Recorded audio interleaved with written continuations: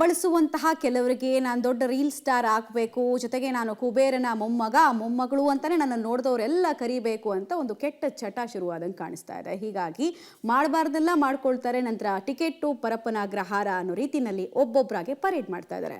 ಈಗಲೂ ಕೂಡ ಅಂಥದ್ದೇ ಒಬ್ಬ ವ್ಯಕ್ತಿಯನ್ನು ನಾವು ಪರಿಚಯಿಸ್ತಾ ಇದ್ದೀವಿ. ಬನ್ನಿ ನೋಡ್ಕೊಂಡು ಬರೋಣ. ಮೈ ಮೇಲೆ ಕೆಜಿಗಟ್ಲೆ ಚಿನ್ನ, ಅಕ್ಕಪಕ್ಕ ಬ್ಯೂಟಿಫುಲ್ ಗರ್ಲ್ಸ್. ಐಷಾರಾಮಿ ಕಾರು, ಸುತ್ತಲೂ ಬಾಡಿಗಾರ್ಡ್ ಇಟ್ಕೊಂಡು ರೀಲ್ಸ್. ಅಲ್ಲೆಲ್ಲೆಲ್ಲೆ ಏನ್ ರೀಲ್ಸ್ ಗುರು ಇವನದ್ದು.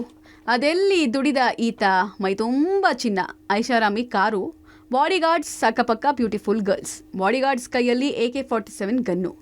ರೀಲ್ಸ್ ಹುಚ್ಚು ಹಿಡಿಸ್ಕೊಂಡವರಿಗೆ ಈ ಶೋಕಿ ರಾಜ ಗೊತ್ತೇ ಇರ್ತಾನ್ ಬಿಡಿ.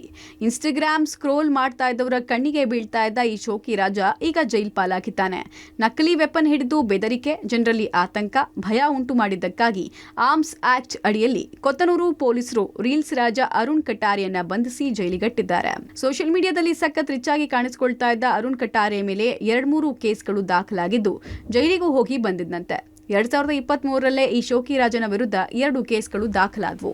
ಶಾಸಕರೊಬ್ಬರಿಗೆ ಬೆದರಿಕೆ ಹಾಕಿದ್ದ ಆರೋಪದ ಅಡಿಯಲ್ಲಿ ಈತನ ಮೇಲೆ ಚಿತ್ರದುರ್ಗ ಟೌನ್ ಠಾಣೆಯಲ್ಲಿ ಕೇಸ್ ದಾಖಲು ಮಾಡಲಾಗಿತ್ತು. ಹಣಕಾಸಿನ ವಿಚಾರವಾಗಿ ಬೆದರಿಕೆ ಹಾಕಿದ್ದ ಅಂತ ಅರುಣ್ ಕಟಾರೆ ವಿರುದ್ಧ 2 ಕೇಸ್ಗಳು ದಾಖಲಾಗಿದ್ವು. ಅಲ್ಲದೆ SSLC ಹುಡುಗನನ್ನ ಬೆದರಿಸಿ ಚಿನ್ನಾಭರಣ ಸುಲಿಗೆ ಮಾಡಿದ್ದ ಅಂತ ಚಿತ್ರದುರ್ಗ ಪೊಲೀಸರು ಈತನನ್ನ ಬಂಧಿಸಿ ಜೈಲಿಗಟ್ಟಿದ್ರು. 2023ರಲ್ಲಿ ಬಾಲಕನನ್ನ ಬೆದರಿಸಿದ್ದ ಅರುಣ್ ಕಟಾರೆ 35 ಲಕ್ಷ ಮೌಲ್ಯದ 656 ಗ್ರಾಂ ಚಿನ್ನಾಭರಣವನ್ನ ಸುಲಿಗೆ ಮಾಡಿದ್ದ. ನಂತರ ಅದೇ ಚಿನ್ನಾಭರಣವನ್ನ ಧರಿಸಿ ರೀಲ್ಸ್ ಮಾಡಿದ್ದಂತೆ.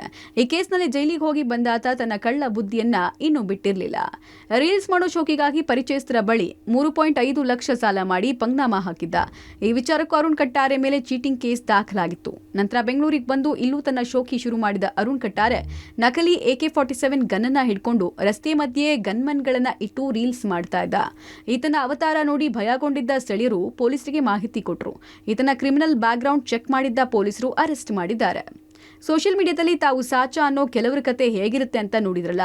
ಸುಲಿಗೆ, ಮೋಸ, ಬೆದರಿಕೆ ಮಾಡ್ಕೊಂಡಿದ್ದಾತ ಅದೇ ದುಡ್ಡಲ್ಲಿ ಚಿನ್ನ, ಕಾರು ತೆಗೆದುಕೊಂಡು ರೀಲ್ಸ್ ಮಾಡಿ ದೊಡ್ಡ ಕುಳ ಅಂತ ತೋರಿಸ್ಕೊಳ್ತಾ ಇದ್ದಾತ ಈಗ ಪರಪ್ಪನಾಗ್ರಹಾರ ಜೈಲು ಸೇರಿದ್ದಾನೆ. Narasimhamurthy, crime bureau, public TV, Bengaluru.